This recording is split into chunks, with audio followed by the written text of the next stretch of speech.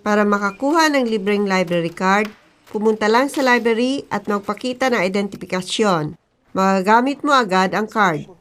Hi, magandang umaga. Hi. Tuloy kayo sa aklatan. Salamat. Anong magagawa ko para sa inyo ngayon? Nice naming magkaroon ng library cards.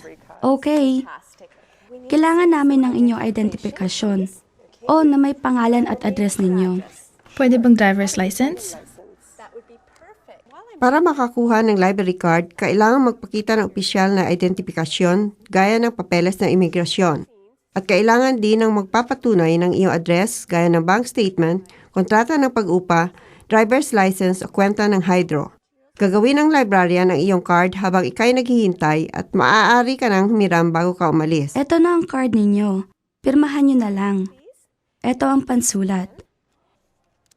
Gusto mo rin ng card? Okay, maaari mo bang ispell ang pangalan mo? Ang gandang pangalan. Nakita mo bang lahat ng kailangan mo? Oo, napakalawak ng koleksyon ninyo. Gusto mo bang hiramin ito? Kailangan ko ang card mo. I-check out ko to. Huwag mo lang kalimutang ibalik sa araw na dapat isauli.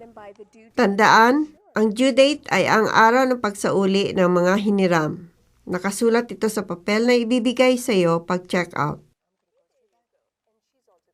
Akin ang card mo, Pervay. Salamat. Nahanap mo bang kailangan mo? Nakita mo ba yung mga aklat tungkol sa mga ibon?